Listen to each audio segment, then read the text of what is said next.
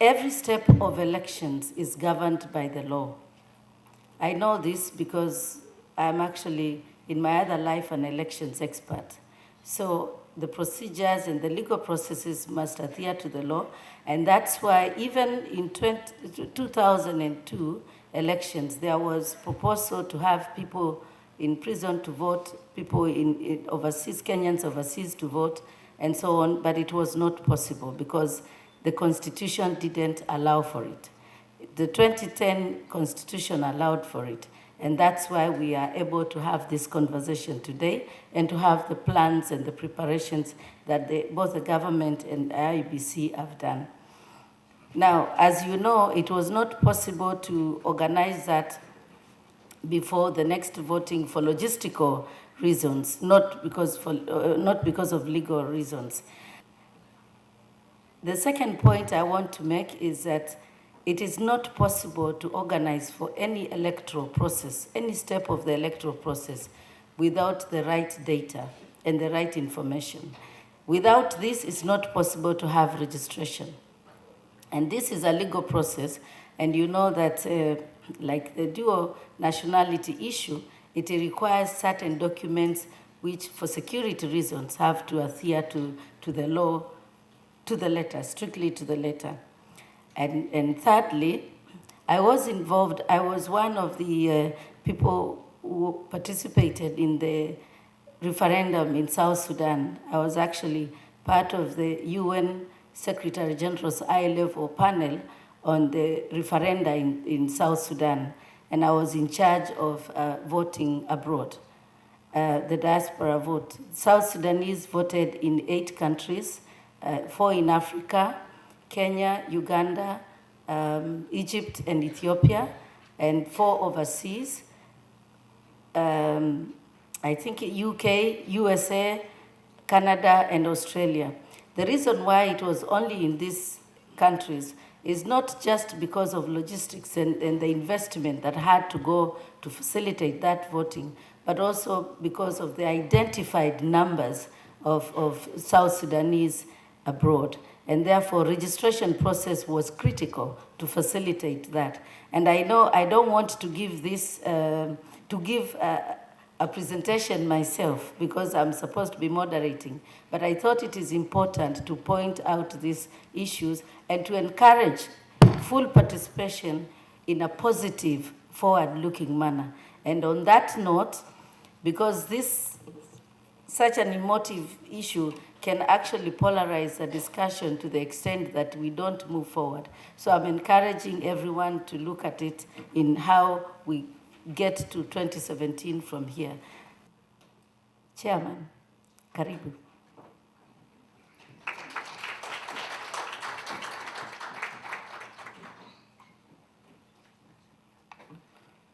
Thank you very much, Koki.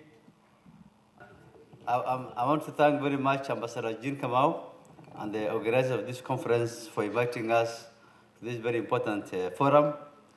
The chairperson of the session, Koki Muli, and I were interviewed together for the chairmanship of the commission IEBC. I wish she got that job.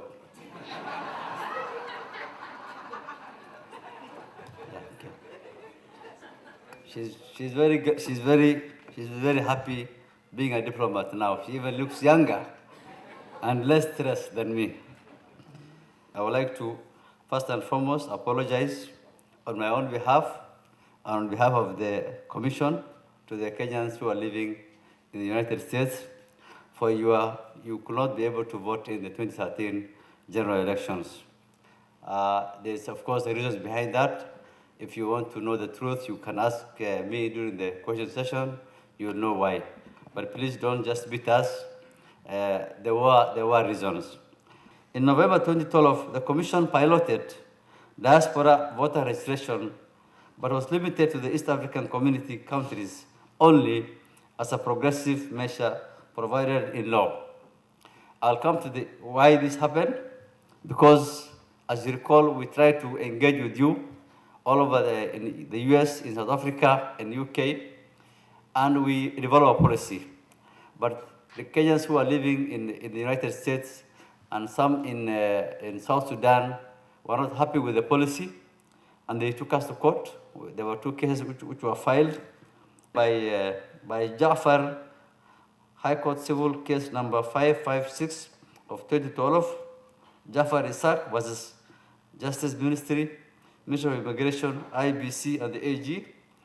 And then High Court Civil Case number 331 of 2012, New Vision Kenya, Kenya Diaspora Alliance, Shem Odongo Ochodo, Gichana Muraguri, and IEBC, Immigration Department, Ministry of Foreign Affairs, AG, and NCIC. I think this is the case where Comfort was involved. These cases were all consolidated together, and they went to court. And it took us 3 months to argue in court whether we should do this or that. And by the time the judgment was given by Justice Majanja on 10th of December 2012, we only had 2 months to go to the general election. So you can imagine we were still fighting on what to do for you guys, even as of December 10th, 2012.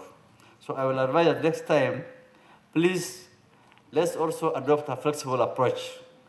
Before these cases were filed, I spoke to the Shemo Chodo, I spoke to the diaspora officials who sued us. I told them, the law is very clear. I'm a lawyer also. It's progressive. Don't push this thing to court. But they were very annoyed and angry, and they still said, they hired a lawyer who wrote me a letter and said, we want you to expand voting process in the US in the following 20 cities. And they mentioned 20 cities, Atlanta, Texas, Dallas, all over Minneapolis. And he gave me 7 days to confirm whether the commission is going to agree to this. And of course, I know the Constitution very well. I called him, I told him, don't wait for 7 days to expire. Go the following day to court, so that you can very quickly start arguing, and the judgment can be issued much faster. So I actually called him, I told him, go to court. Don't wait for 7 days to expire. And he went to court, and this is the High Court gave a ruling and agreed with the commission that the rights are progressive. These are gradual. It cannot be instantaneous. There are time and resource constraints.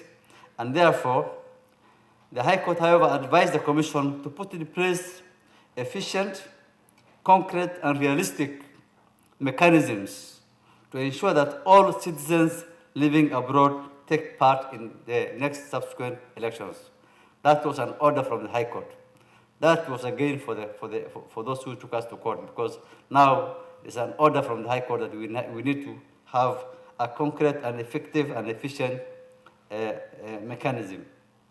So because the Kenyans who had taken us to court were from a particular segment of the world, the United States and other parts, we decided, let's try and see whether we can urge government to give us finances to at least implement the policy we had put in place. But the cabinet decided that this time, these first elections, the diaspora should not even vote at all. Let's start thinking about the 2017 elections. And that's what the cabinet decided and issued a press release. We then engaged with the government and said, this cannot happen. We need to have at least a start somewhere so that we can be able to learn the mistakes, the lessons, for us to be able to then to improve for the next elections. And so, with the support of the Prime Minister, we were able to convince government to at least allow us to conduct elections in the East African community. And therefore, a total number of 2,637 voters were registered, and 88% of these turned out to vote during the elections. I will very quickly now go to the challenges. Cost of implementation, it is very expensive to implement. Logistical challenges, number of Kenyans residing abroad, we don't have a specific number, and the embassy does have a good data on those Kenyans who are living abroad. We need to have how to conduct voter education, determination of which countries to launch diaspora, which country, where should you start voting? Should it be in the United States, in UK, South Africa? I mean, all Kenyans are equal before the law. So how do you determine where you should start this voting. We'll have to review the legal framework because of our experience from the East African community registration and the voting there. And finally, because time is not on our side, and this is not our conference, we intend to hold a national conference on diaspora voting. That way, I don't have to have a cookie standing behind me. I'll have enough time to be able to engage with you, and we can talk more about that. Thank you very much.